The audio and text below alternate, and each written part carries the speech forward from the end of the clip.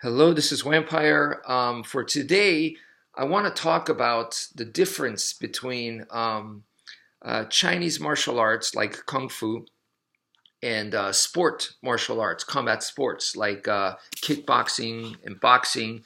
And, what I normally recommend for people is not to immediately go start with the differences. Why? Because if you start with the differences, it only just creates a separation, a divide. And if you create that divide from the very beginning, then you can't cross train anymore because it's like, oh yeah, they're different, you know. So I suggest that you start with similarities. And if you start with similarities, then you can relate more and appreciate more the other style. So then it helps with cross training.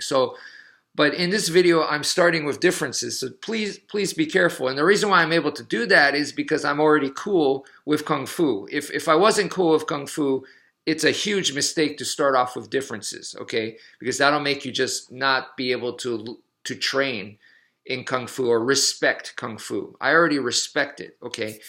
So, one of the things that primary differences is, people talk about in Kung Fu you have forms, and then in the combat sports like boxing and kickboxing you have what is called shadowboxing, right?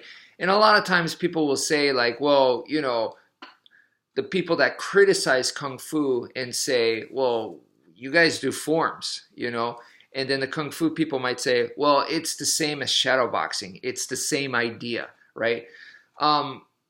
True, you could say that, and that's a nice way to relate, okay? But now I want to take it one more step after that. So after we've established that it's similar, right? Because you're doing it in the air, you're not making contact with anything. Both of those do that, right? I want to go to the next level. The next level is now you look at the differences and you're able to make the differences into benefits, okay? So the differences are a good thing. It's not a bad thing, all right? That's the point here. So the next thing to look at is when you look at forms that are done in Kung Fu and you look at shadow boxing, it's different. How is it different? Well, the forms, for one thing, that's not real fighting. In a sense that when you're shadow boxing, you're supposed to, not always, but there's different types of shadow boxing, but the primary one is you're supposed to imagine an opponent, and so they throw a punch at you here, you're defending. So the way that you're moving is as if it's real, okay?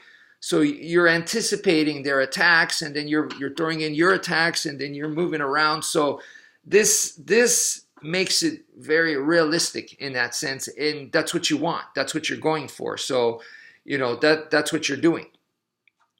In Kung Fu form, that's not what you're doing.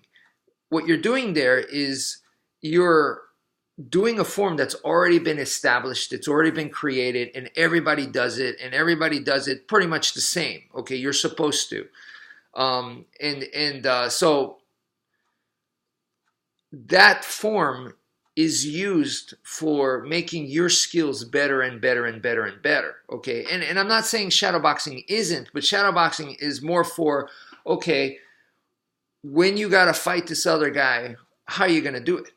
So in that sense, it's a very practical, it's very realistic. So it's like, okay, I'm going to be moving around like this, and I'm going to try to be pacing myself. He's going to throw a couple punches. I'm going to move out like this, So once again, it revolves around a real life opponent. What you're doing in forms is these are a series of techniques for you to learn, to practice, and master. So essentially, this is your library. So it's like looking at a book and it has technique number 1, technique number 2, technique number 3, and sometimes between the lines there's a hidden, and hidden sounds mystical, but there's a technique between the technique, there's stuff like that, okay? And sometimes you're able to combine techniques and whatnot. You get all of that out of the book, So the textbook is your form. The forms do that for you. So it has nothing to do necessarily with how you're going to use that now for real. No, you got the library, And then in shadowboxing, the same thing. You may have an arsenal of techniques, but when you're shadowboxing, you're only using a small percentage. That doesn't cover the library, okay? So that's why they're two different things. So for the Kung Fu people, their strengths lie in the fact that you're learning a library. That's awesome, that you're going to have a large arsenal of things. And so if you get lost somewhere, or maybe you sparred and then you're like, man, I'm lacking in this area. What can I do? Well, go back to your library. There's tons of stuff there, So that's the great thing about that. It gives you that book for you to study, and the way that you're reading the book right now may be different from the way you read it 2-3 years from now, or when your skill gets better. You're going to read it in a completely different manner. You'll find different things. You go, oh, I didn't realize. So that's the beauty of the book. They're giving you a textbook, okay? And it also helps you self-analyze yourself, and that you could keep sharpening your skills for the rest of your life. This is an endless process because you are going for perfection. That's what you're doing. In the dojo, you aim for perfection. Now, that's also the weakness of this kind of training, the Kung Fu.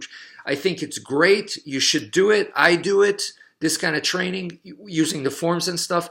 But on the other hand, you should also know its limitations, because when you go to real life application, perfection is not the most important thing. It doesn't matter if, did I use perfect technique and I was in good balance, I wasn't off balance. Did I manage my body mechanics well, and I was efficient, and I didn't use muscle, that it was technique, those things it's not that important. In fact, the opponent doesn't care. The environment, the situation, they don't care. What matters is who's left standing, who's on the floor, right? That's what's important. So there are other priorities that come into place.